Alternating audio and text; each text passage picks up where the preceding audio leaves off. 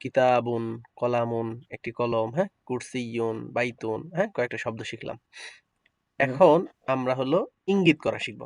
যেমন কিতাবুন মানে হলো একটা বই। এখন আমরা বলতে চাই যে ওইটা একটা বই, হ্যাঁ? এটা একটা বই, মানে কাছের যেটা সেটা আমরা কি বলে সম্বোধন করি? এটা একটা বই বা ইহা একটা বই, হ্যাঁ? আর দূরে যেটা হুম, থাকে ওটা একটা বই, উহা একটা বই। এ ধরনের কথাবার্তা বলি না? এই হুম, যে ইশারা করাটা, এটা আমরা শিখব। কেমন?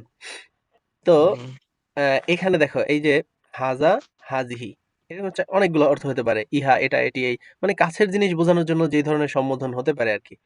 আর এখানে এই ২ টা শব্দ, এই ২ টা হলো যালিকা, তিলকা।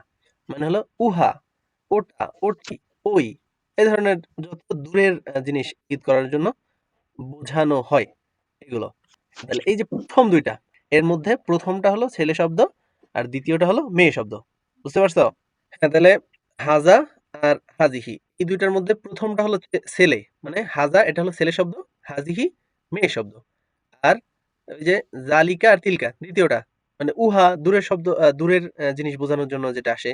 জালিকা, তিলকা ২ টার অর্থ কিন্তু একই। উহা, ওটা, ওটি, ওই। কিন্তু এর মধ্যে জালিকা হলো ছেলে এবং তিলকা মেয়ে। একই অর্থের শব্দ। কেমন? একটা ছেলে, একটা মেয়ে। এবার উপরে যে আমরা শব্দগুলো চিনলাম, আমরা এই হাজা, হাজিহি ওগুলোর সাথে মেলাবো। ঠিক আছে? এখন কথা হলো এখানে ২ টা আমরা ছেলে মেয়ে চিনলাম।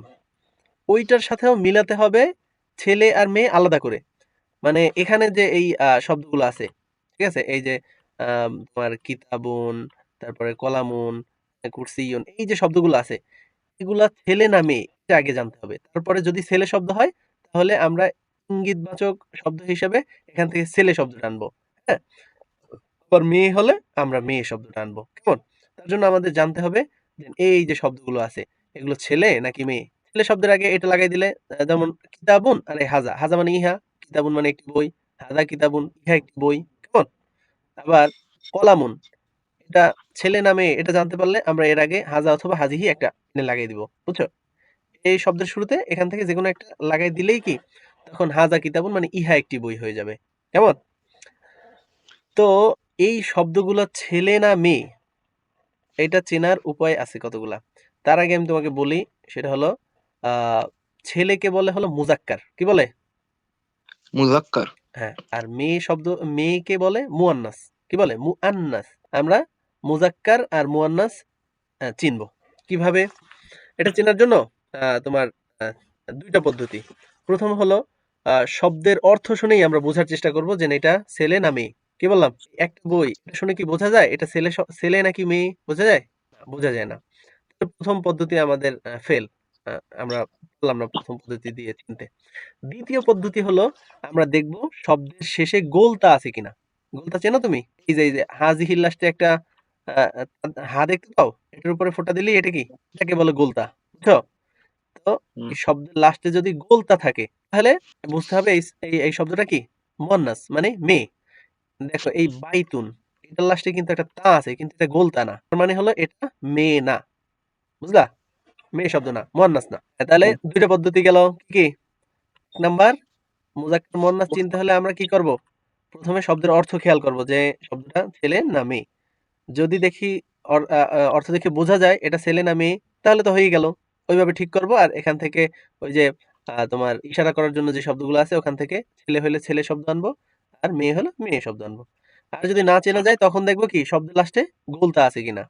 তাহলে এবার আমরা এই জায়গায় যে আ শব্দগুলো আছে এগুলো একটু যাচাই করে দেখো।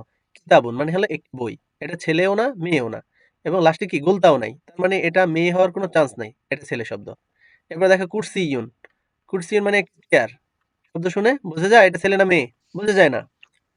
বোঝা না গেলে তার মানে ২য় পদ্ধতি দেখবো লাস্টে গোলতা আছে কিনা। দেখো গোলতাও নাই। মানে এটা ছেলে। এভাবে সবগুলো দেখো এর কোনটাই কি অর্থ দেখে বোঝাও যায় না আবার লাস্টে কি গোলতাও নাই। তার মানে এখানে সবগুলা শব্দ হলো ছেলে শব্দ। তাহলে ছেলে শব্দ হলে আমাদের ছেলে বোঝানোর জন্য ইঙ্গিতবাচক শব্দ হলো এটা।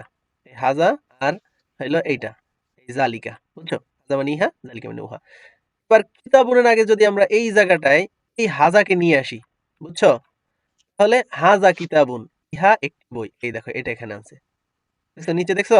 এই হাজা হলো একটা ছেলে শব্দ আর কিতাবুনও একটা ছেলে শব্দ পাশাপাশি এনে দিছি। হাজা মানে ইহা, কিতাবুন মানে বই। তাহলে হাজা কিতাবুন মানে ইহা একটি বই। দেখো এই ছবিটাও কাছে দিছে। ইহা কাছের জিনিস। হাজা কিতাবুন। আবার জালিকা মানে এই যে জালিকা মানে উহা দূরের জিনিস, তাই না? হুম, তো এই দেখো এই হুম। কলামুন এটা একটা ছেলে শব্দ। তো কলম কলম এটা ছেলে মেয়ে বোঝা যায় না। আবার লাস্টে গোলতা নাই, তার মানে এটা ছেলে শব্দ। এর আগে জালিকা, এই জালিকা তিলকা, তিলকা হলো মেয়ে শব্দ, জালিকা ছেলে শব্দ। এই জন্য এখানে দেখো এই যে ছেলে শব্দ নিয়ে আসছে জালিকা। দেখছো? তাহলে ছেলে হুম, ছেলে একত্র করে দিছে, মেয়ে মেয়ে একত্র করতে হবে। তো এখানে শুধু শুধু ছেলে দেখতেছি আমরা। তাহলে জালিকা কলামুন অর্থ কি হবে? তাহলে হুম। জালিকা মানে উহা, কলামুন মানে একটি কলম। জালিকা কলামুন মানে হলো আচ্ছা স্যার, উহা একটি কলম। হ্যাঁ বলো। হ্যাঁ তুমি আরবিটা পড়ো, আরবি পড়ে তারপরে অর্থ বলবা। মিসবাহুন, জালিকা, মিসবাহুন। হ্যাঁ এই তো দেখছো তুমি জবরজের ছাড়াও পড়তে পারো। বুঝলা? এইভাবেই মূলত আরবি জবরজের ছাড়া পড়া হয়।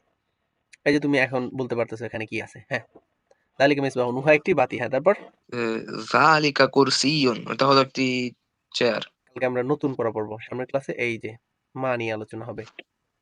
আচ্ছা এটারও একটু অর্থ দেখে নিও। মা হলো এই যে মা, মা অর্থ কি? মা অর্থ মা, কি? হা, কি? আমরা পরে পড়ার হা, দরকার নাই। আপাতত খালি শুধু মা। মা অর্থ কি?